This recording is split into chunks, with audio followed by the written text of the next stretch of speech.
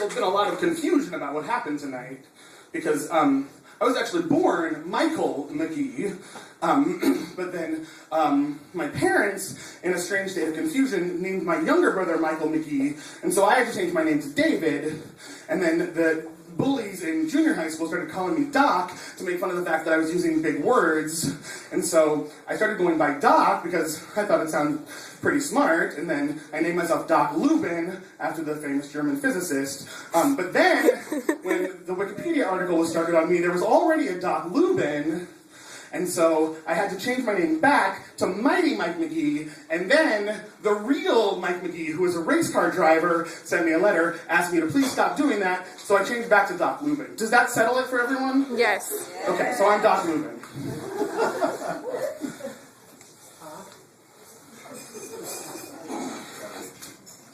I'm going to read this story, because I understand this is typically a fiction event, as well as, if not, primarily not, a poetry event. So I'm going to read this. It's from Nouns of Assemblage. And my assignment for the book was a noun of assemblage, a float of crocodile. Claire leans against the hood of her car in the parking lot of a highway attraction, boasting the world's largest alligator.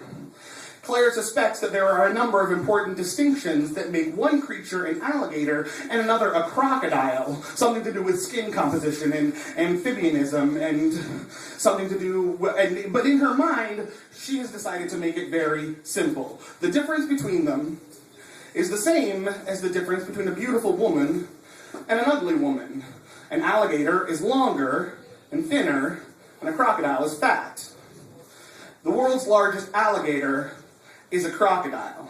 It is very fat and tall, with puffy paws and dull, threatless finger bones. Also, it is made of plaster.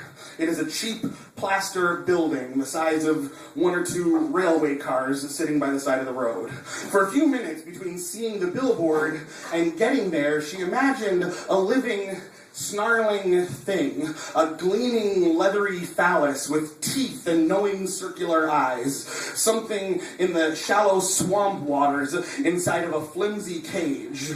She imagined reaching her hand toward it and being warned by the uniformed hunter not to get too close, but she would get too close, and the alligator, which would be an alligator, not a stupid fat crocodile, would be fast and bite her hand clean off. Her hand would snap off like a doll's, leaving a clean, smooth stump.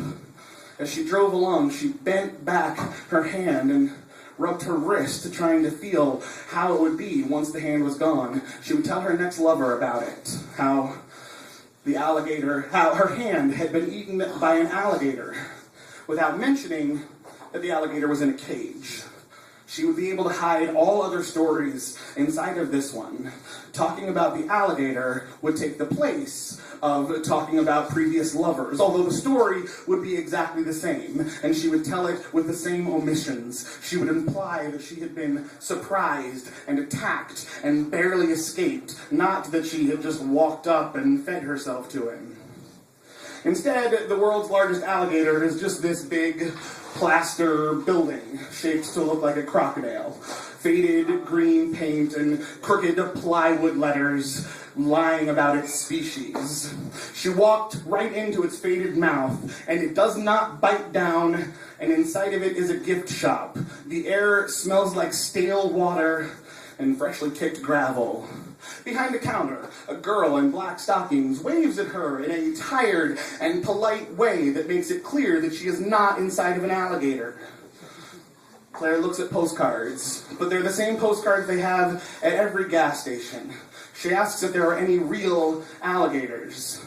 The girl points toward a shelf with a peeling plastic aquarium. Claire presses her nose against the plastic.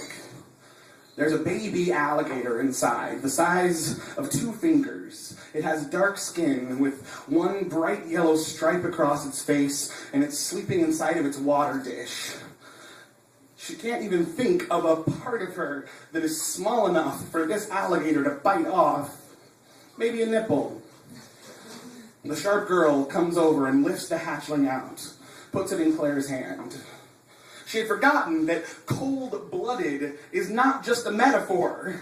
The alligator's skin is cold and stiff, and Claire remembers being allowed to visit her granny in the funeral home, and how she touched her granny's face, and it was cold and stiff, and she wanted to ask, why would a dead person be cold?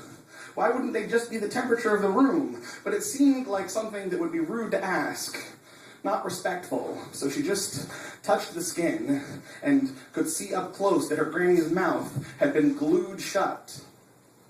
They glue your mouth shut, she thought.